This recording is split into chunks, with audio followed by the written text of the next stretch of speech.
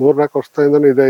3-4 ವರ್ಷದಿಂದನೂ ಆನೆಗಳು ಇಲ್ಲಿ ನಮ್ಮ ಅಕ್ಕಪಕ್ಕ ಮಳೆದೊಡ್ಡಿ ವಿರೂಪಾಕ್ಷಪುರ, ಇಲ್ಲಿ ವಿವೇಳಿ, ಮತ್ತು ಇಲ್ಲೊಂದು ಕೆರೆ ಐತೆ, ಬಡೂರು ಕೆರೆ ಐತೆ. ಬಡೂರು ಕೆರೆಯಿಂದ ಮೇಲ್ಗಡೆ ಹೊಸ ಕೆರೆ ಐತೆ. ನೀರಿರೋದ್ರಿಂದ ಅವು ಈ ಕಡೆನೇ ಬಂದು ಇಲ್ಲಿ ಯಾವಾಗಲೂ ನಿರಂತರವಾಗಿ ನಮ್ಮ ತೋಟಕ್ಕೆ ಬರ್ತಾ ಇರ್ತವೆ. ಅದರಿಂದ ಇಲ್ಲಿ ಅಡಿಕೆ ಗಿಡ, ಅಡಿಕೆ, ಮಾವು, ತೆಂಗು ಸಸಿಗಳು ನೆಡ್ತಾ ಇದ್ದೀವಿ. ಆದರೂ ನಾವು ಉಳಿಸ್ಕೊಕಾಯ್ತಾ ಇಲ್ಲ. ಭಾರಿ ಲೂಟಿ ಮಾಡ್ತಾ ಇದ್ದಾವೆ. ನಿರಂತರ ರಾತ್ರಿ 8:30ಗೆ ನಮ್ಮ ಮನೆ ಹತ್ರ ಬಂದೈತೆ. ಮೊನ್ನೆನೂ ಬಂದೈತೆ, ಆಚೆ ಮನೆಯೂ ಬಂದಿತ್ತು. 8:30 ಬಂದು ಅಡಿಕೆಗಳು ಒಂದು 100 ಗಿಡ ಅಲ್ಲ, ಅದು ಮರ 5 ವರ್ಷದ ಮರನ್ನ ಉಣಿಸೈತೆ.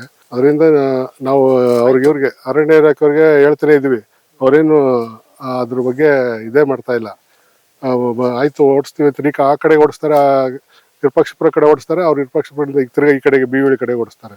ಇದೇ ಆಗೋಯ್ತು ನಿರಂತರವಾಗಿ. ಇಲ್ಲಿ ನಮ್ಮ ವಿರೂಪಾಕ್ಷಪುರ ಹೋಬಳಿ ಚರ್ಮಣ ತಾಲೂಕಿನಲ್ಲಿ ಯಾಲ್ಲೂ ಆಗದಿರೋಷ್ಟು ನಷ್ಟ ವಿರೂಪಾಕ್ಷಪುರ ಹೋಬಳಿಲಿ ಆಯ್ತಾ ಇರೋದು. ಇದಕ್ಕೆ ಕಾರಣ ಒಂದು 10 ವರ್ಷದಿಂದ ಆಯ್ತಾ ಇದೆ. ಒಂದೆರಡು ಆನೆ ಇಡಿಸ್ತೀವಿ ಅಂತಾರೆ, ಒಂದು ಆನೆ ಇಡಿಸ್ತಾರೆ, ಒಂದು ಆನೆ ಮಡಿಕೋತಾರೆ, ಏನೋ ಮಾಡ್ತಾರೆ.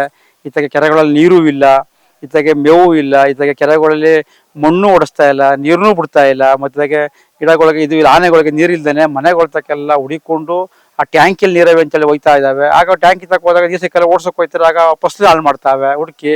ಇದಕ್ಕೆಲ್ಲ ಕಾರಣ ಈ ತಾಲೂಕಿನ ಆಡಳಿತ, ತಹಸೀಲ್ದಾರರು ಹೊಣೆ, MLA ಅವರು ಹೊಣೆ, ಎಲ್ಲ ಹೊಣೆ. ಯಾಕೆಂದ್ರೆ ನೀರು ಬಿಟ್ಟಿದ್ರೆ ಕೆರೆಗಳಿಗೆ ಅವಕ್ಕೆ ಅನುಕೂಲವಾಗಿ ಸ್ನಾನ ಮಾಡ್ಕೊಂಡು, ನಮಗೂ ಎಲ್ಲೇ ಊಟ ಮಾಡಿದ್ರೆ ಕುಡಿಕ್ ನೀರು ಬೇಕಲ್ವಾ, ಆ ರೀತಿ ನೀರಿಲ್ಲ. ಮತ್ತೆ ಕೆರೆಗಳಲ್ಲಿ ಹೂಳುಗಳು ಎತ್ತಿಸ್ತಾ ಇಲ್ಲ, ಮಣ್ಣು ಎತ್ತಿಸ್ತಾ ಇಲ್ಲ. ರೈತರಿಗೆ ಆನೆ ಕಾಟ, ನೀರಿನ ಕಾಟ, ಮಣ್ಣಿನ ಕಾಟ, ಇಡೀ ಜೀವನವೇ ಬರ್ನು ಈ ರೈತರದು. ಇದಕ್ಕೆಲ್ಲ ಸುಮಾರು ವರ್ಷದಿಂದ ಯಾವ ಪರಿಹಾರನೂ ಯಾರ ಕೈಲೂ ಕೊಡೋಕ್ಕಾಯ್ತಾ ಇಲ್ಲ. ಈ ಪರಿಹಾರನ ಅಧಿಕಾರಿಗಳು ಕೊಡೋಕ್ಕೂ ಆಗಲ್ತು, MLA ಕೈಲೂ ಕೊಡೋಕ್ಕಾಗಲ್ಲ, ಯಾರ ಕೈಲೂ ಕೊಡೋಕ್ಕಾಗೋದಿಲ್ಲ. ಅರಣ್ಯ ಸಚಿವರು ಬರ್ತಾರೆ, ಅವ್ರು ಬಂದು ಮಾತಾಡ್ತಾರೆ, ಅಲ್ಲೆಲ್ಲ ಕಡಿತಾರೆ, ಅಷ್ಟಕ್ಕಷ್ಟೇನೆ. ಬಿಡ್ರಿ ಮಾಮೂಲಿ ಕಾಮನ್ ಅಂತಾರೆ. ಇವೆಲ್ಲ ಹಂಗೆಲ್ಲ ಆಗ್ಬಿಟ್ಟಿದೆ. ರೈತರಂತೂ ಬಾಳೋಕೆ ಆಯ್ತಾ ಇಲ್ಲ, ಒಬ್ಬೊಬ್ಬರು ತಿರ್ಗಾಡೋಕೆ ಆಯ್ತಾ ಇಲ್ಲ. 8 ಗಂಟೆ ಆದ್ಮೇಲೆ ಜೀವ ಹಿಡ್ಕೊಂಡು ಅಟಿಲ್ ಮನೆ ಕವಸ್ತಿ ಬಂದದೆ. ಮನೆಗೆ ಹೋಗ್ತಕ್ಕ ಆನೆ ಬಂದು ಮಾಡವೆ ಅಂದ್ರೆ, ಈಗ ನೋಡಿ ಈ ತೋಟಕ್ಕೆ ರೈತರು 8 ಗಂಟೆಗೆ ಬಂದು ತೋಟದವೆಲ್ಲ ಆನೆಗಳೆಲ್ಲ ಬಂದು ಅಡಿಕೆ ಮರನ ಉಣ್ಸವೆ. ಒಂದು ಅಡಿಕೆ ಮರ 1 ವರ್ಷಕ್ಕೆ ಕನಿಷ್ಠ ಆದ್ರೆ 2,000 ಸಂಪಾದನೆ ಕೊಡ್ತಿತ್ತು. ಇವತ್ತು ಒಂದು 100 ಗಿಡ ಹೋಗವೆ ಅಂದ್ರೆ ಎಷ್ಟಾಯ್ತು? ಈ ತರ ಆಗೆಲ್ಲ ನಷ್ಟ ಆಯ್ತಾ ಇದೆ. ಇದಕ್ಕೆಲ್ಲ ಮೇನು ಎಲ್ಲ ಇಡೀ ತಾಲೂಕಲ್ಲಿ ಎಲ್ಲಾ ಕೆರೆಗಳು ನೀರಿದೆ. ಈ ಬಂಡೂರು ಕೆರೆ 2 ಕೆರೆಗೆ ನೀರಿಲ್ಲ, ಅದು ಮೇನ್ ಕಾರಣ. ನೀರಿಲ್ಲ, ಮತ್ತೆ ನೀರಿಲ್ಲ, ಓಲಿ ಮಣ್ಣು ಎತ್ತಿಸ್ತಾ ಇಲ್ಲ. ಆ ಮಣ್ಣು ಎತ್ತಿಸ್ತೋ ಅವರು ಜನಗಳಿಗೂ ಅವಕಾಶ ಕೊಡ್ತಾ ಇಲ್ಲ. ರೈತರಿಗೂ ನೆಮ್ಮದಿ ಇಲ್ಲ. ಇದಕ್ಕೆ ಮಣ್ಣು ಇಲ್ಲ, ನೀರು ಇಲ್ಲ, ಇದಕ್ಕೆ ಫಸಲು ಇಲ್ಲ. ಏನೋ ಒಂದು ವಿಷ ಕೊಟ್ಬಿಟ್ರೆ ಆರಾಮಾಗೆಲ್ಲ ಕುಡ್ಕೊಂಡ್ ಮನೆಗೆ ಬಂದು ನೆಮ್ಮದಿಗೆ ಇರ್ಬೋದು. ಇಷ್ಟೇ ನಾವು ಕೇಳ್ಕೋದು. ಈ ಅಧಿಕಾರಿಗಳು, ಫಾರೆಸ್ಟ್ ಅಧಿಕಾರಿಗಳು ಬರ್ತಾರೆ, ಆರ್ಕೆ ಉತ್ತರ ಕೊಡ್ತಾರೆ, ಹೋಗ್ತಾರೆ. ಈಗ ನಾವು ಶಾಶ್ವತವಾಗಿ ಪರಿಹಾರ ಆಗ್ಬೇಕಂದ್ಬಿಟ್ಟು ಇಲ್ಲಿ ಹಗಲು ರಾತ್ರಿ ಧರಣಿ ಕೂತಿದೀವಿ. ಸಂಬಂಧಪಟ್ಟ ಅಧಿಕಾರಿಗಳು ಬರ್ಬೇಕು, ಸರ್ಕಾರ ಇದ್ರ ಬಗ್ಗೆ ಕ್ರಮ ತಗೋಬೇಕು, ಶಾಶ್ವತ ಪರಿಹಾರ ಬೇಕು. ಒಂದ್ ದಿವಸ ಬರ್ತಾರೆ, ಧರಣಿ ಮಾಡ್ತಾರೆ, ಹೋಗ್ತಾರೆ ಅಂತ. ಈ ಸತಿ ಆತರ ಆಗಲ್ಲ.